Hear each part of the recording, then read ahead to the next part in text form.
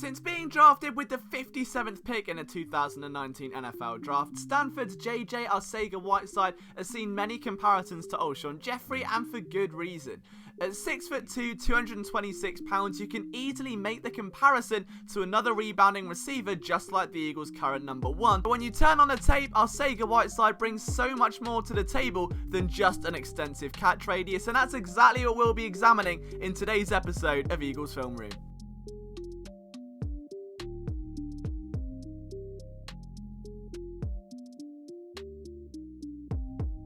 Before we get started though guys, if you could take a moment to leave a like and hit subscribe if you enjoy this content, it really would mean the world to us. We're so close to 10,000 subscribers, so thank you so much for all of the support over these last couple of years. And don't forget, if you want daily doses of Philadelphia sports content, make sure to go to phillysportsnetwork.com for daily stories from myself and all of our writers at Philly Sports Network. Oh, and there's one more thing.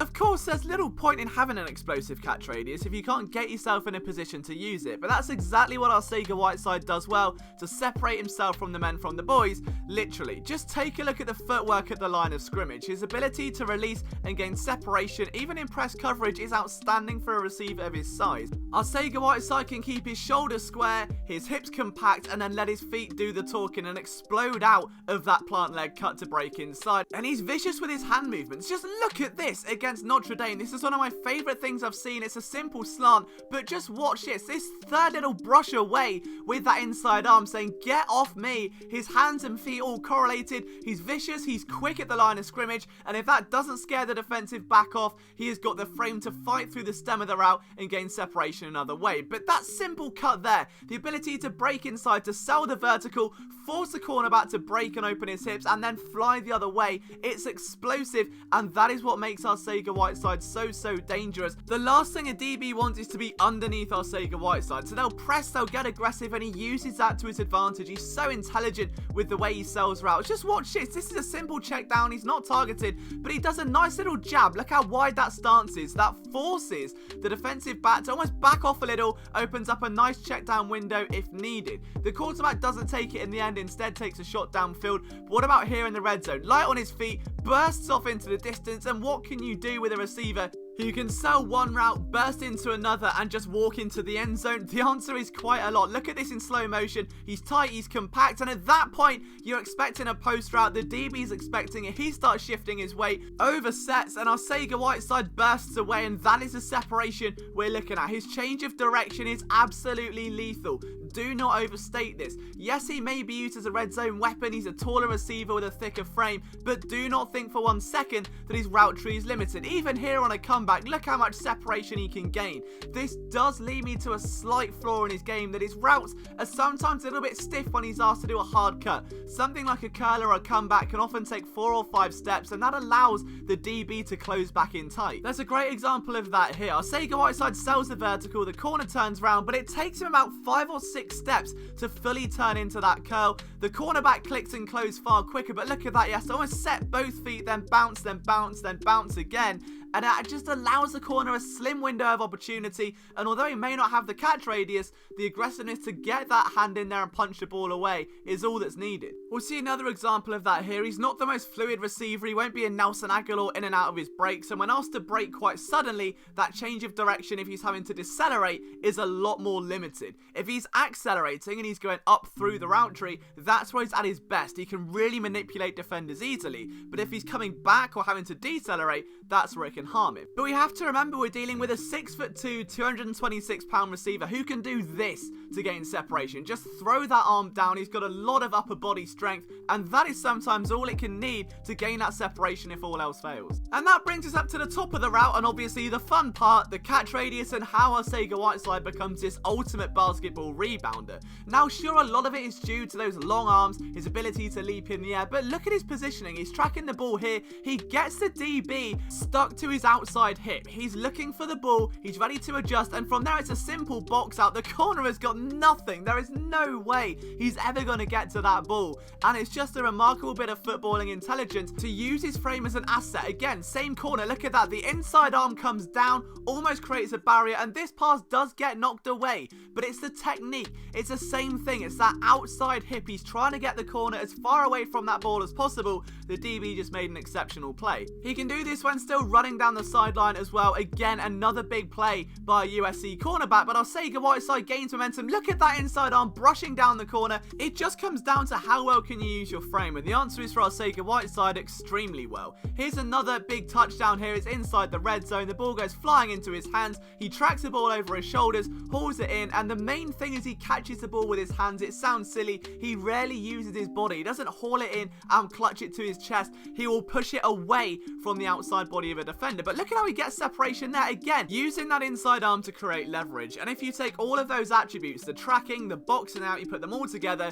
you get contested catches. And this is what we came to see. A big guy who's able to jump up and make a big time catch. He sets his back to the DBs. He's not still trying to make forward progress. He just wants that ball in his hands and then moving it away. There's two DBs glued to him here at this point, and he's somehow able to box them both out and come down with the ball. Here's another example of this boxing out that we're talking about. At the top of the route here, there's no way he should have made this catch. This is a number one receiver type reception. Look at this. He's being held completely, but watch that inside arm again go over the top of the helmet of the corner and somehow get in a position to catch that ball. That's a rare sense, again, of footballing awareness and knowing what length and attributes you have. You don't see receivers make that kind of adjustment often.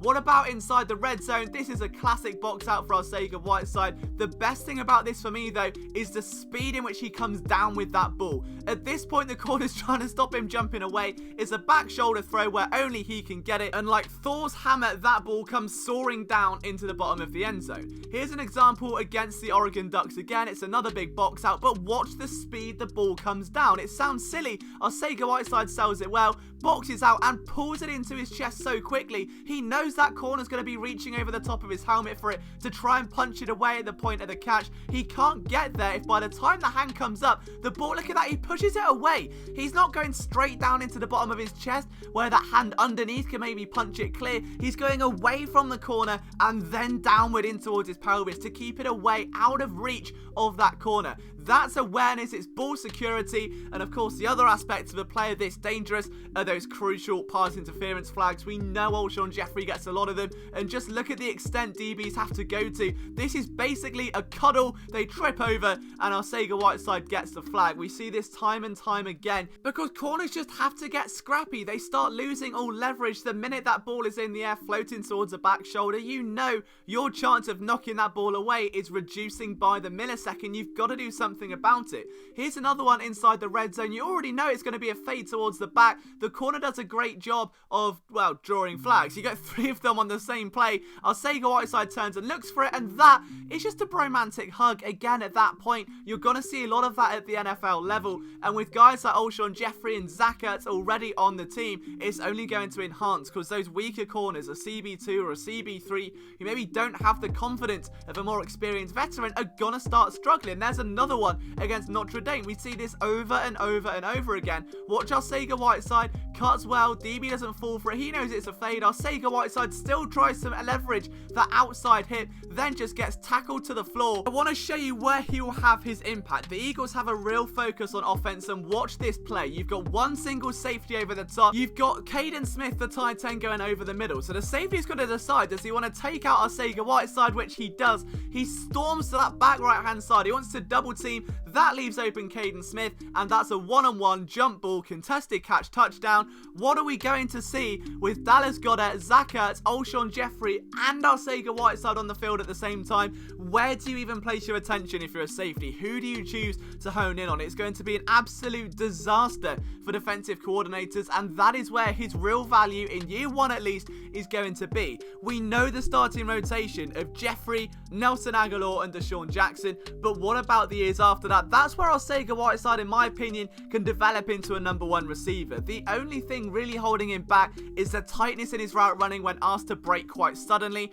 Outside of that, he can run the entire route tree. If you want him to go deep, he doesn't need 4.4 speed to take the top off a defense. All he needs is that relentless work at the line of scrimmage to gain separation and an opportunity to gain a 50-50 ball, which, as we know by now, Carson Wentz loves throwing.